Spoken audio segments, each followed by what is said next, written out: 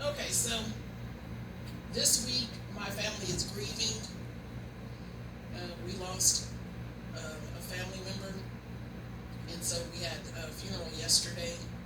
And something that became apparent to me in this process, like I have had people die in my life since I was very small. My brother died when I was 10 years old, and I had uncles, and that were really close to us, like die after that.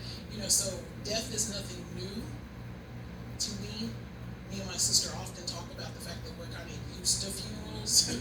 We're kind of used to like the process of like what you do, how you do it, how you get the food ready after, like all that kind of stuff. So like it's not something that's jarring necessarily to me. So I've dealt with it over, and it seems like the older you get, but the older you get, the more you see people dying and you're focused on it, you pay more attention to it. I know for me, like in the last 5 years, I've had a lot of people my age that I grew up with pass away, and I've just been like, we're not that age yet. Like, this is crazy. Like, we should be burying our parents, but not necessarily each other.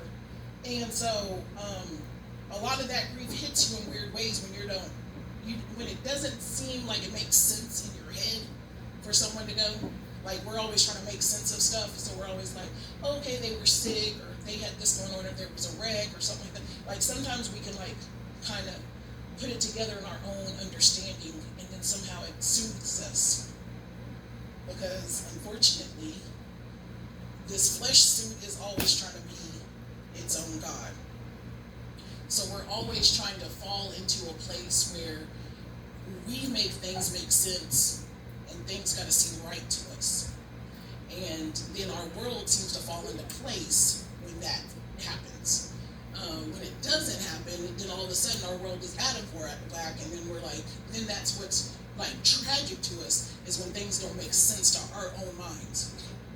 Even though God sets things in order, and when we come as believers, we say, okay, we understand that God sets things in order, that He's over everything, He's got dominion over everything, He's got power over everything, He's sovereign. So nothing slips through His fingers, like nothing falls through the cracks, like nothing is an accident to Him. Like He doesn't turn around and say, oops, I didn't realize that she was driving without her seatbelt on. Oops, I didn't realize that, that person, was smoking too much and now they got cancer. Like, oops, I don't know what's going on over there in that situation. Like, that never happens to our Creator. But still, for us, we need it to make sense to us, as if we're the ones running the show, as if we're the creators, or somehow He gave us that, like, I'm gonna take the day off, y'all handle the office. And we're like, okay, and then when things go wrong, we're like, what's going on? Like, and that's tragedy to us. That's what's tragic in our world, is when it don't make sense up here. So grief hits different when it don't make sense up here. And one of the things I was noticing this time going through grief was grief and sickness are two of the most selfish human emotions or situations, I guess, that we go through. Like, we get into this space when we're sick where it's like almost everybody needs to know we're sick, and sometimes not on purpose, but we just look it, and then we're used to people coming to say like, oh, are you okay? Do you need this? Da, da, da, da. Like, sometimes we're not even seeking it, but that's just how our world works, where people come around you, surround you when you're sick, or when someone in your family is sick, or when it's really, really bad, they're in the hospital. That's almost when people come around and they want to gather and they want to, console and comfort each other. And grief is the same way. Like, even though the person that died is already gone, it's when we in turn on ourselves about how missing that person is going to affect us. And then we get into this bubble of grief, or we get into this bubble of suffering that almost makes us insulated to the rest of the world, because now we're hyper-focused on how things are making us feel. And I was looking at that like, yeah, that's crazy. It's crazy how we get into this mindset of going like, but you don't know what I'm going through. You don't know the relationship I had with that person. You don't understand how I'm going to miss them. You don't understand how they served my life. Like, you don't get it. Like, we get into a funeral and people almost are trying to out-grieve each other at the funeral. Have you ever seen that? Like, People are almost trying to outcry each other and out, but you know how I'm hurting for that person. That was my mother.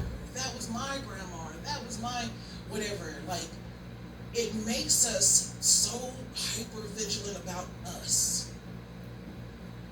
So in 2 Corinthians, it says, I'm going to skip his greeting because, these are letters that Paul wrote to a church. So it's got the greeting like, dear you, blah, blah, blah, blah, blah. Those are important. You should read them later. I'm not going to do it today. So in verse 3, it says, blessed be the God and Father of our Lord Jesus Christ, the Father of mercies and the God of all comfort.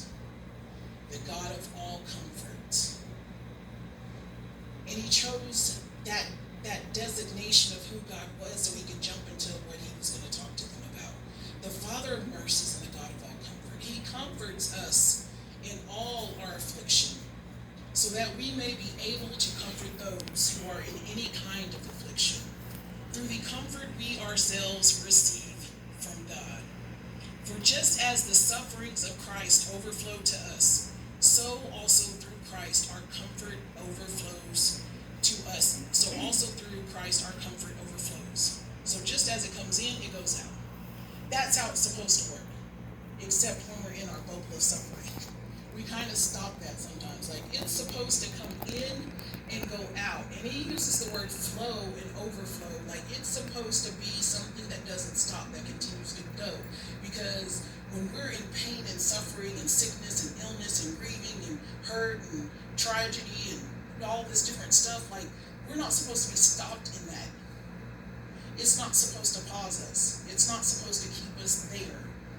But we do this weird thing in humanity where we try to pull ourselves up from our bootstraps. We try to make ourselves muscle through things that are uncomfortable or whatever. We try to, toughen up and just get through stuff. And again, our flesh suit tries to be our God.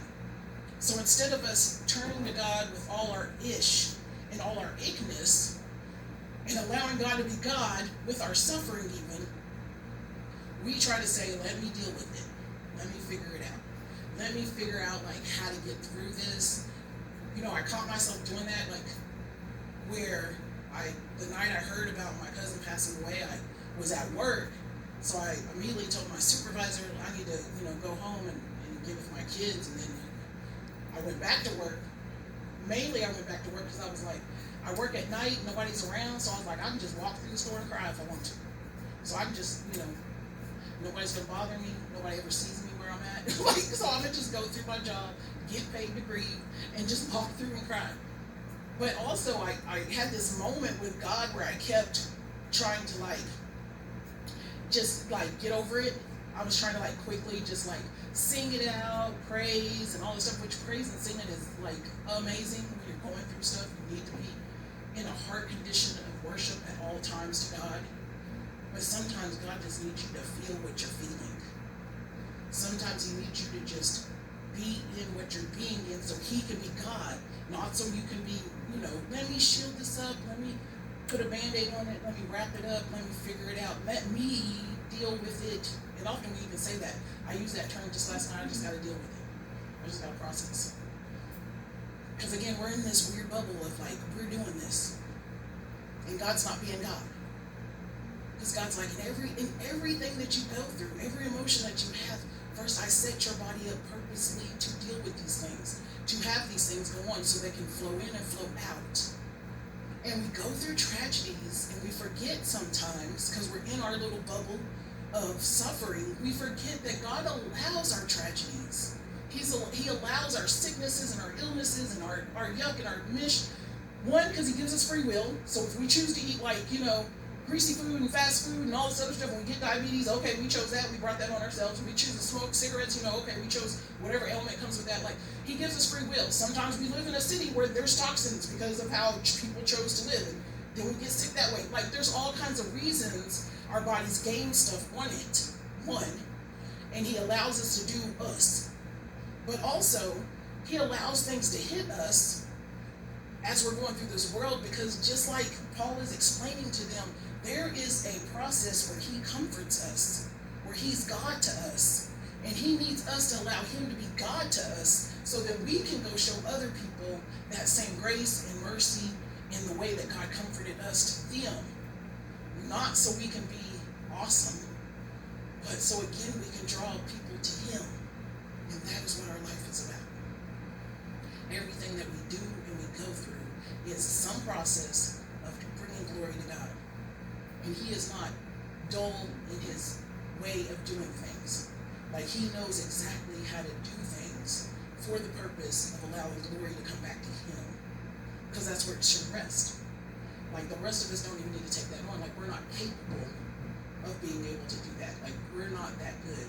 Like, we're not even able to handle the idea of being like, oh, I did this for this group of people, and then people go, oh, because look, we see it in society all the time. We see people who are morally cool people, and then they get to a certain level of notoriety, and then they fall, and we're always like, I thought that guy was married. Why is he?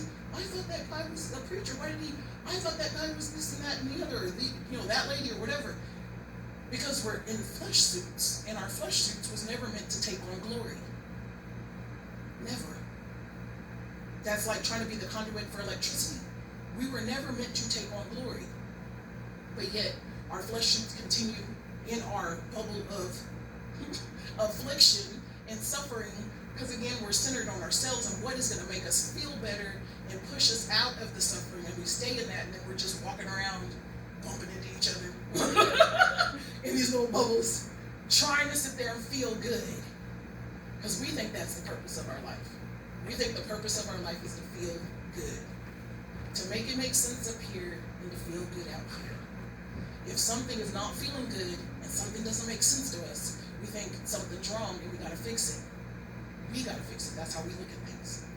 Instead of the way God is trying to originally create our bodies to do, originally created our souls to do, is to always be dependent on our daddy.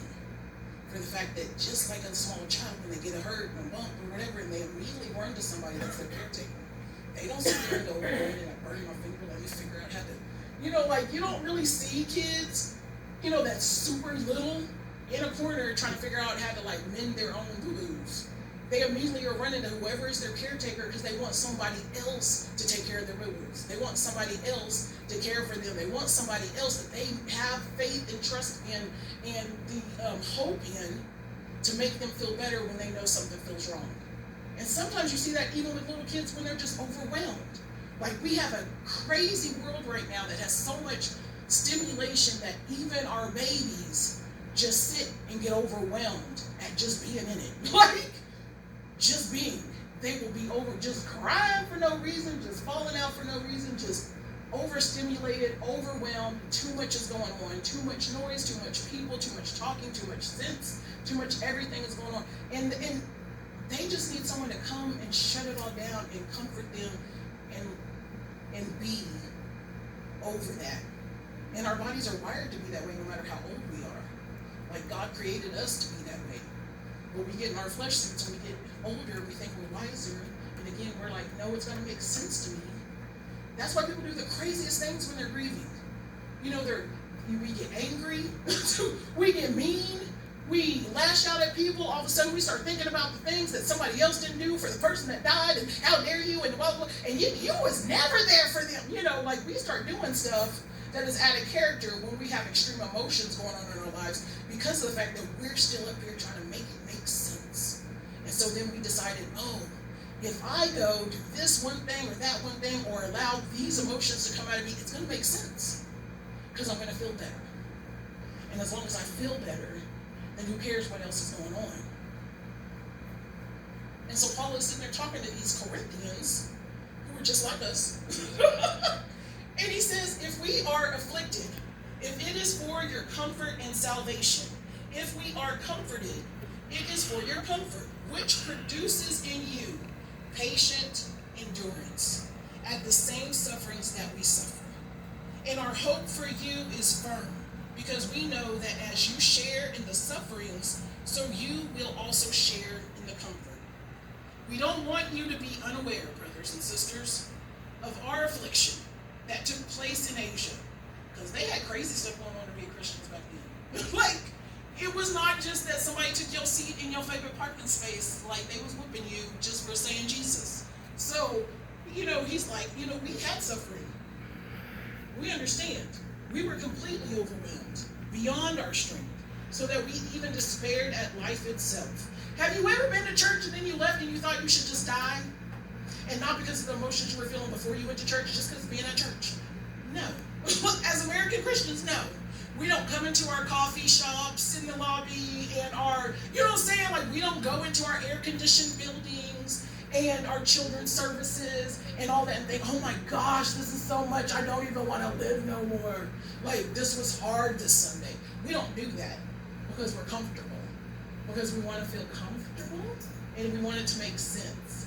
Not bad. Awesome. I like AC. I don't like to sweat. I'm big. So, none of these things are horrible, but it's interesting how, we have shifted into this mindset. Like, it's still the same humanity, but we shifted into this mindset where now these, the weirdest things are, dire to us. Like, the weirdest things make us think, this is horrible. I can never go back to that place. I will never go to that service again. I don't know who was singing, but I will never sit in that church service. But they're talking about, they literally were getting beat and chased and threatened and thrown in jail, and the jails wasn't even comfortable. You didn't have tablets and you didn't have AC. You had a stone for bread. They're talking about that to them, and the fact that, we suffered and didn't even want to live. It was so bad. We were in so much despair. We didn't even want to live. We were overwhelmed. And it was beyond our own human ability to figure the stuff out. He said it was beyond our strength, so that we even despaired at life itself. Indeed, we felt that we had received the sentence of death, so that we would not trust in ourselves, that part, but in God, who raises the dead.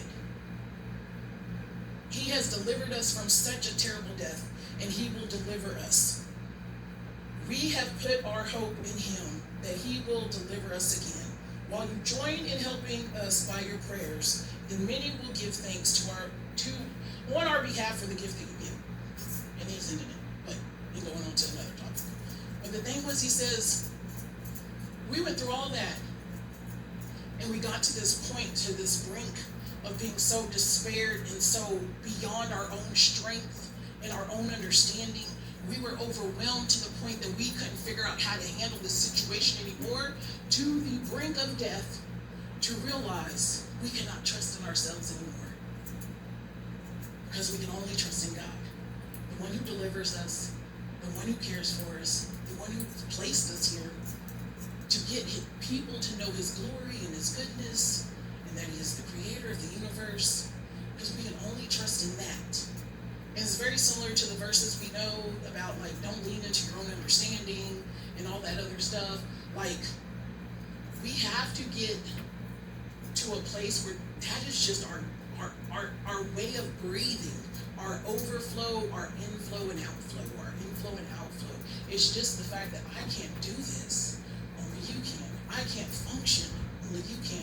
I can't handle this migraine, only you can. I can't handle these kids, only you can. I can't deal with these co-workers, only you can. I can't do this function, only you can. We have to get into this inflow and this outflow of just, that's the way it goes. And the reason we do all that and deal with all that, to break out of our own little bubble, to get rid of our own little bubble, so that we're not bumping and rubbing against each other wrong, but that we can offer comfort to others, because now we know. We've been comforted with someone that we can trust in, with God of the universe, because we can trust in him. We can't trust in ourselves. And instead of going to people when they're grieving, because we were grieving, we're like, this mac and cheese salad made it, this is what helped me last time. I think it'll help you. I made it. Here you go. You know what worked for me. Instead of giving these cards and these words, because you never have the right thing to say to somebody, because first of all, everybody's grief is individual. Everybody goes through things the way they're going to go through things. So we never have the right words. But God says, I've comforted you so you can comfort others. In the same process of trusting me, you can allow them to lead them into the trust of me. Not about you saying like, here's how, here's the tapping I learned, here's the breathing I learned, here's the techniques I learned, here's the yoga poses I learned.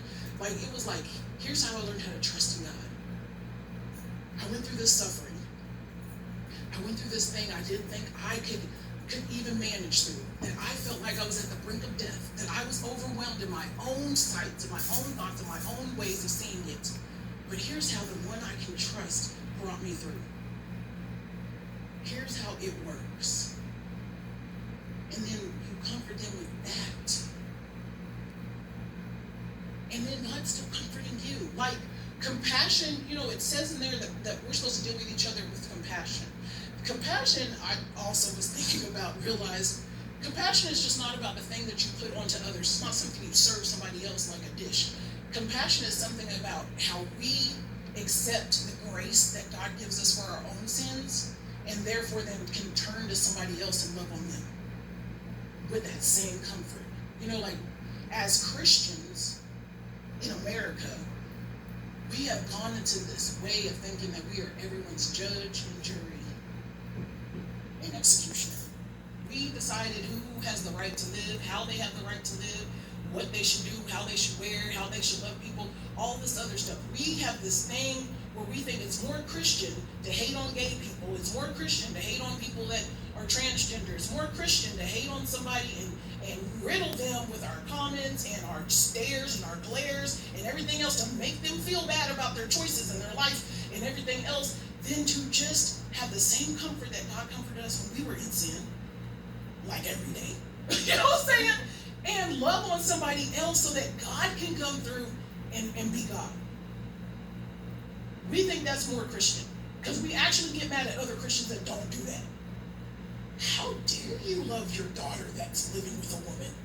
Like we sit there and have the nerve to like talk about somebody or shun them or be mad at them because they loving on their person when we're supposed to love on everybody, the strangers and the folks that's in our family, while they're in their ish.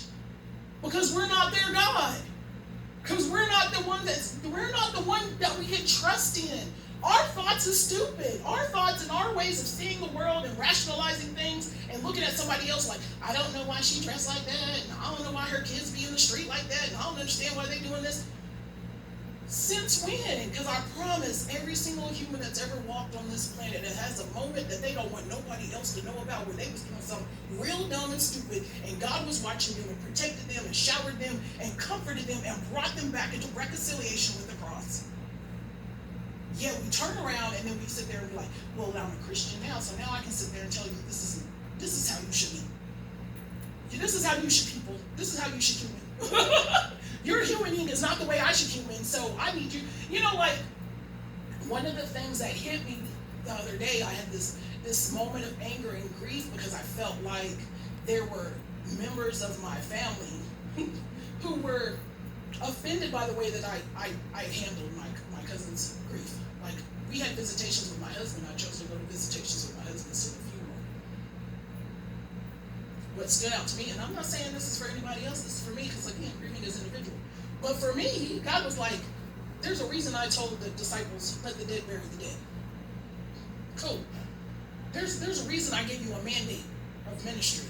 Cool, my husband is my ministry.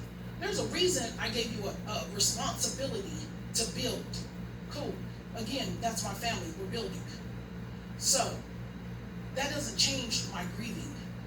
That doesn't change my love or my loyalty or faith for the one that passed away. That doesn't change the relationship I had with the person that died because of how I walked out my grief. So I'm going to God with all of this like hurt and pain and anger even of like, how dare someone else tell me how I'm supposed to grieve? How dare someone else look at me and say, well, because you're not doing this, then you did something wrong. And so I'm just sitting with God like, why do we do that to each other? Why do we not comfort each other in everything? Because this world is horrible. Why do we not just look at someone else knowing if they are a human walking in this world, they are walking with tragedy and affliction, sickness, illness, and ish on them. Because that's the world we live in. It's not a what if. It is a fact. Everyone out here has got some ish on them that they're dealing with on a daily. From the old to the young. everybody's dealing with something. A dirty diaper, or somebody that robbed you. Like, everybody's got something that's going on because our world is failed. It's gross, it's fractured, it's messed up. So why is it we act like somebody has to prove their ailments to us before we will care for them? Like, your stuff's got to look like something I can make sense of, and then I will show you grace and mercy and comfort. That's so dumb. I was sitting there like, with God working this out, because I'm like, when you're grieving and you go to a funeral, I can say this message, when you go to a funeral, everyone who came to that funeral was affected by the person that died. Even if it's a coworker that came to support their coworker. Even if it's like a teacher that taught the person 50 years ago. If you came to the funeral, obviously you were affected by this person's life. So why do we sit there and look at other folks like, oh, well, I don't know why she's doing it that way. I don't know why she... We all here grieving. We're all here sick, and that's the way the world is too. Every one of us out here breathing and moving. When I mentioned gay people and transgender, they're suffering. And here we have the nerve as Christians, like I said, to look upon their suffering and say, it's not the way I think they should suffer. Because I think they should have just took the dress off. Well, I think they should have just, went and did this. I think they should have just did it if they really wanted some healing. We get like that, and then we say, that's when I'll comfort you.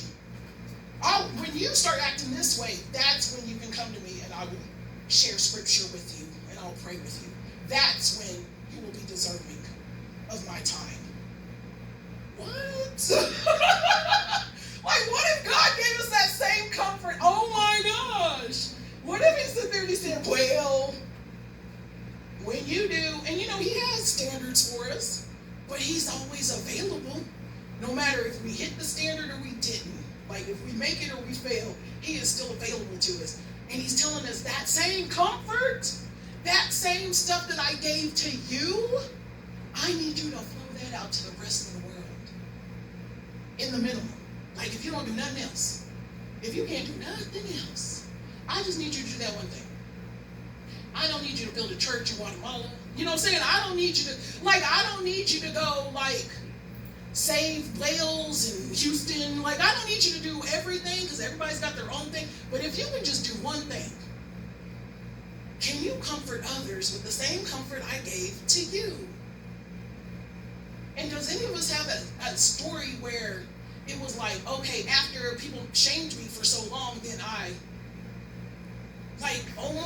going to tell you, most Christians, now there are some other denominations, okay, that probably do have this, but most Christians are going to say it was the love of God that brought me back to the cross.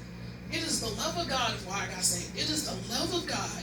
It was when this person took me in and loved on me and showed me what God was. When this scripture spoke to me, it is the love of God that reconciles humanity to the cross. But then we try to, in our bubble of ish, we get real self-centered and real well, you know what makes sense to me is this is how they need the people. If I know people this way, you know people that way. Why you ain't people in the way I people? No. Because we need to let God be God. That's what I bring it back to every time I'm in the scriptures. Let God be God.